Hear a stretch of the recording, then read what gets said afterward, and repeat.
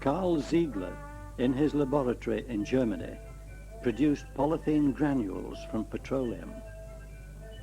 The granules become semi-liquid when they are heated, reharden when they cool, but remain pliable.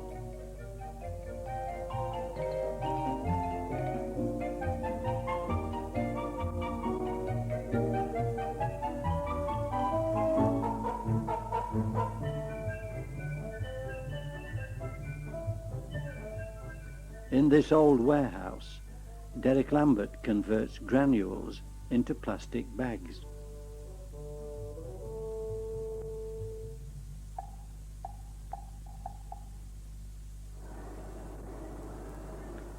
Granules are mixed in this hopper to produce a given quality or colour.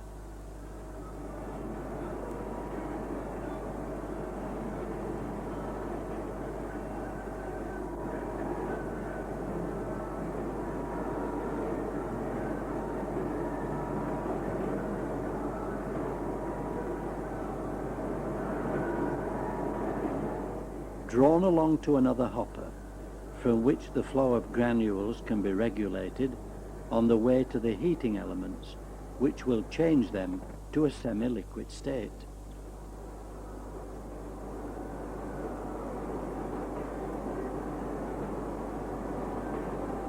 The compressor unit supplies air to fill the bubble at the start of each production run.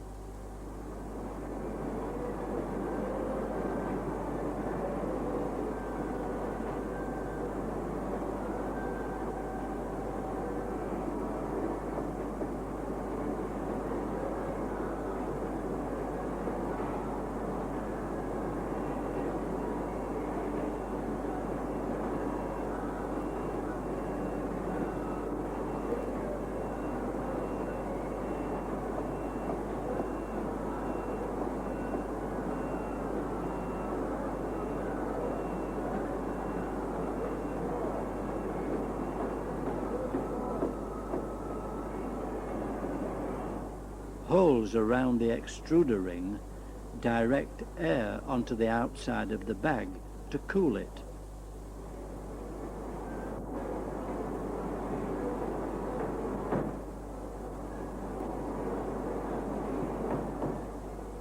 This plastic tube, free from serrations or welds, is wound onto a cardboard core, which when full is transferred to a table for removal by forklift truck.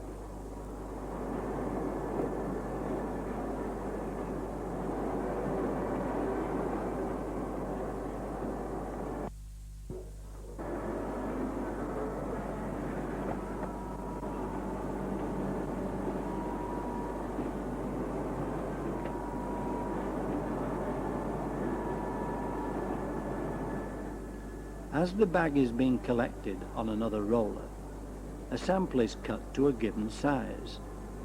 From the weight, the thickness can be calculated.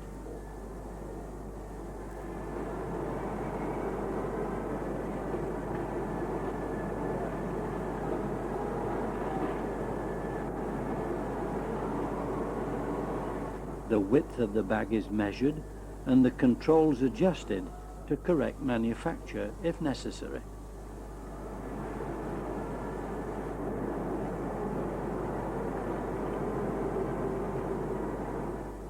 Each roll of unfinished bag material is cut to size, sealed at one end and packed for dispatch.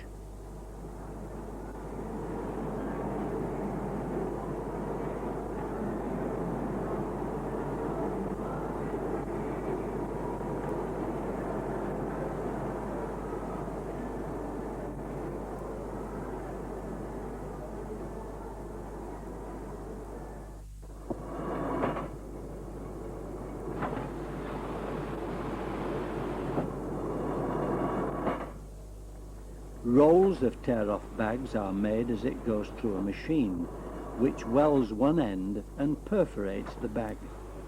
Perforations can be seen as bags pass over the roller.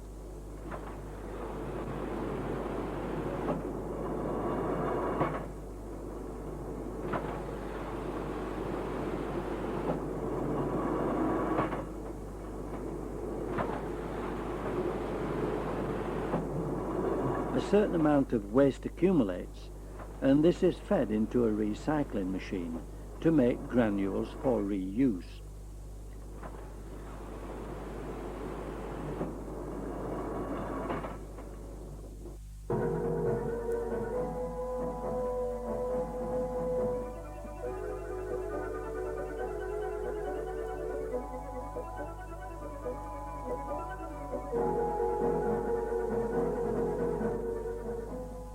An order is packed onto a pallet, covered by plastic, and forklifted into the yard, ready for transporting.